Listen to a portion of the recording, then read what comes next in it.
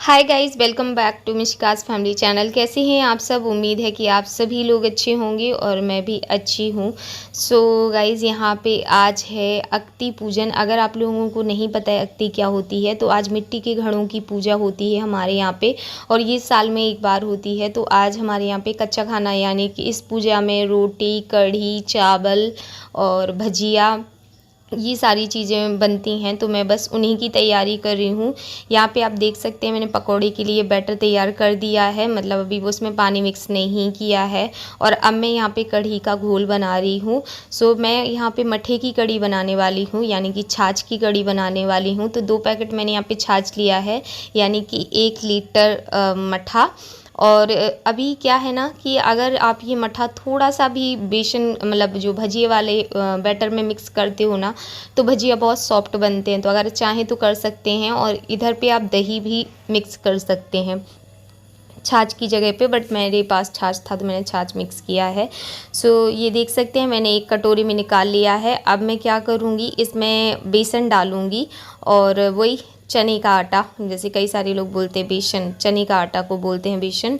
तो यहाँ पे ये देख सकते हैं मैंने अपने अंदाज से कि कितनी मुझे कढ़ी बनानी हो उस अंदाज से लिया हुआ था।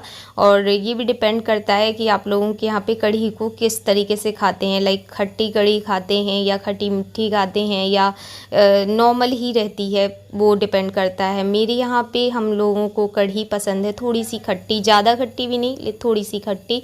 सो सबसे पहले आपने देखा मैंने छाछ लिया, उसमें डाला बेसन, फिर डाली हल्दी, उसमें डाल दिया ये मिर्ची पाउडर, और अब इसको अच्छे से हमें मिक्स कर लेना है। आप इसको तब तक मिक्स कीजिए जब तक इसमें जितनी भी गुठली हैं वो बननी नहीं चाहिए और सारी फूट जानी चाहिए, एकदम पतला हो जाना चाहिए, लाइक ऐसा। और अब मैं यहाँ पे घोल रही हूँ वो। इसमें मैंने पकौड़ों में क्या क्या डाला, तो इसमें है बेसन। बेसन में मैंने डाल दी है ढेर सारी प्याज इन द सेंस 3-4 प्याज काटी थी मैंने। उसमें डाल दी हरी मिर्ची, हरी धनिया पत्ती और नमक। और अभी मुझे बेसन ऐसे लग रहा था कि थोड़ा कम है और प्याज थोड़ी ज़्यादा लग रही थी, तो मैंने कहा कि चलो थोड़ा सा बेसन ज़्यादा डाल देते हैं। और अब इसमें थोड़ा सा ऑयल डालूंगी। इससे क्या होता है कि जो पकौड़ों में ना बहुत ऑयल नहीं लगता है, और पकौड़े बहुत ज़्यादा ऑयली भी नहीं लगते हैं, क्योंकि जो तेल है वो पीता नहीं है पकौड़े अंदर से, अगर उसमें तेल डाल दो तो। जब मैंने ये चम्मच ली ना, तो मेरी हड्डी में ये चम्मच इतने गंदे तरीके से घली ना कि मुझे बहुत तेज़ से मतलब लग गई थी। और ये देख रहे हो मैं क्या कर रही हूँ, चम्मच से पानी डाल रही हूँ। कई बार ये आलस खा जाती हूँ, मुझे ग्लास वगैरह कुछ दिख नहीं रहा था तो मैंने चम्मच से डाल दिया। एंड साथ ही आप देख सकते हैं मेरी किचन काफ़ी ज़्यादा भरी भरी लग रही थी। उसका रीज़न ये था कि मैंने लीपाई पुताई की थी ना, तो सारा सामान इकट्ठा ऊपर रख दिया था, और पूजा के लिए लेट हो रही थी, तो मैंने कहा जब फ्री हो जाऊँगी तो आराम से जमाती रहूँगी। सो यहाँ पर मैंने रख दी है एक, आपके यहाँ पे इसको जो भी बोलते हैं, हमारे यहाँ तपेली भी बोलते हैं। तो ये उसमें डाला है तेल, उसमें डाल दिया है ये मेथी और जीरा। उसके बाद मैंने ये डालना है उसमें कड़ी पत्ता और क्या बोलते मिर्ची, हरी मिर्ची। तो ये डाल के आपको ढक देना है, और इसके बाद आप इसमें डालिए प्याज, है ना। तो मैंने ये वाली प्याज लेके इसमें डाल देनी है, थोड़ी पतली पतली काटी थी लंबे में। तो ये ना मसाले वाली कड़ी है। कई लोग बिल्कुल सिंपल मेथी में बघार देते हैं, बट मैं इसमें मसाले डाल रही हूँ। तो मैंने प्याज डाल दी है, इसको अच्छे से चला देना है, और जब तक चलाना है जब तक ये अच्छे से ब्राउन नहीं हो जाती। देखिए इस तरीके से लाल टाइप की हो जाएगी, तो इसमें आपको डाल देना है जिंजर गार्लिक और कोरिएंडर लीव्स का पेस्ट। सो आप देख सकते हैं इस पेस्ट को मैंने डाल दिया, और अब इसको हम अच्छे से मतलब सेकेंगे, मसाला अच्छे से पकाएंगे। जब ये मसाला पक जाएगा तो इसका कलर चेंज हो जाएगा, लाइक ऐसे कलर हो जाएगा। तो ये देखिए तेल इसने बिल्कुल छोड़ दिया है। अब इसमें हमें डाल देना है ये जो हमने घोल बना के रखा था वो, और अब इसमें हमें ऐड करना है पानी, क्योंकि कढ़ी को हम काफ़ी देर तक कढ़ाएंगे। तो इसमें हम ऐड कर देंगे पानी। पानी आपको अपने हिसाब से रखना है। मैं तो बहुत पतली भी और बहुत गाढ़ी भी पसंद नहीं करती हूँ, तो मैंने अपने हिसाब से डाला है। यहाँ पे ये देखिए मैंने लगा दिया है आटा, और यहाँ पे मैंने सूखा आटा भी रख दिया है। बैटर ये देखिए हमारा रेडी है। जब तक ये थोड़ा सा फूल जाएगा, जब तक मैं पकौड़ी बनाने की तैयारी कर रही हूँ। और यहाँ पे मैंने ना कढ़ाई में ऑयल निकाल के रख दिया है, क्योंकि थोड़ा जल्दबाजी हो रही है। 11:30 का टाइम हो रहा है, 12 बजे पूजा होती है। हमारे यहाँ की करेक्ट 12 बजे पूजा होती है। तो इसमें मैं भजिया निकाल लूँगी। यहाँ पे आप देख सकते हैं सो यहाँ पे हमारी जो कढ़ाई है वो यहाँ पे जो हमारी कढ़ी है वो पक रही है।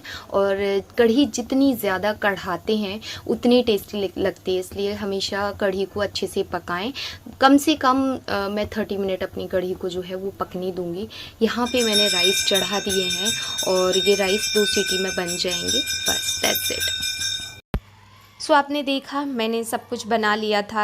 देख सकते हैं सामने रोटी रखी हुई है, कढ़ी रखी हुई है, चावल भी रखे हुए हैं, भजिया भी रखे हुए हैं। तो अभी पापा तैयारी कर रहे हैं, साथ ही साथ हम लोगों को बताते जा रहे थे कि कैसे पूजा करनी होती है। वैसे ये पूजा मैंने अपने मायके में तो होते हुए देखी ही है, और हमारे मायके में तो मतलब यहाँ पे तो पापा ने 5 ऐसे बर्तन किए थे कि 2 घड़े थे और 2 लोटा और एक छोटा सा आपको देखने को मिल रहा होगा एकदम छोटा सा घड़ा जो भी पापा ने खिसका के रख दिया है।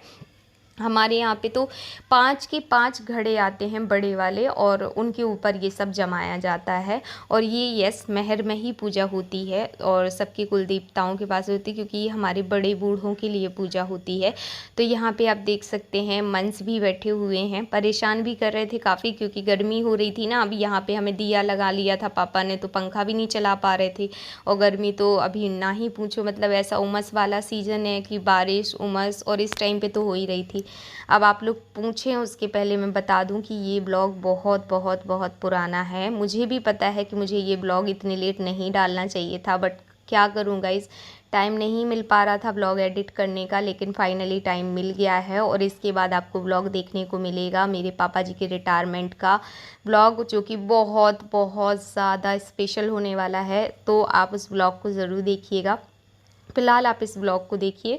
तो आपने देखा ना पापा ने कैसी पूजा लगाई हुई है, और हम लोगों को ना वो एक एक चीज़ समझा रहे थे, क्योंकि उनका कहना था कि आगे आप ही लोगों को करना है, तो अगर आप लोग सीखोगे तो वो ज़्यादा सही रहेगा कि क्या कैसे करना है। तो यहाँ पे पापा ने पूजा अच्छे से लगा दी है, और यहाँ पे ना मीठे राइस लगते हैं हमारी इस पूजा में। तो पापा क्या एक कटोरी में मीठे राइस बनाएंगे, लाइक उस पर राइस रख देंगे और उसमें शक्कर मिला देंगे और घी मिला देंगे। सो हमने काफ़ी एडिट किया है, क्योंकि पूजा में इसमें नहीं करते 1 घंटा लग गया था, तो इसलिए हमने इस ब्लॉग को काफ़ी एडिट किया हुआ है। तो आप देख सकते हैं हमारे मंस कितना ज़्यादा शैतान कर रहे हैं, उनकी तीत निकल रहे हैं इसलिए भी। सो यहाँ पे बाबू ने होम लगा दिया है, पापा ने होम लगा दिया है, बारी आती है मेरे होम लगाने की, यानी कि मैं भी पूजा करूँगी। हम लोग फ़ोटो वगैरह क्लिक इसलिए कर रहे थे क्योंकि एक होता है ना, मेमोरी बनी रहती हैं। पापा तो कभी भी हम लोगों, जब हम लोग यहाँ पे नहीं भी होते, इंदौर होते हैं, तो पापा वीडियो बाकायदा या फिर फ़ोटो हम लोगों को भेजते ही भेजते हैं कि दर्शन कर लो कुल देवता के, माता के।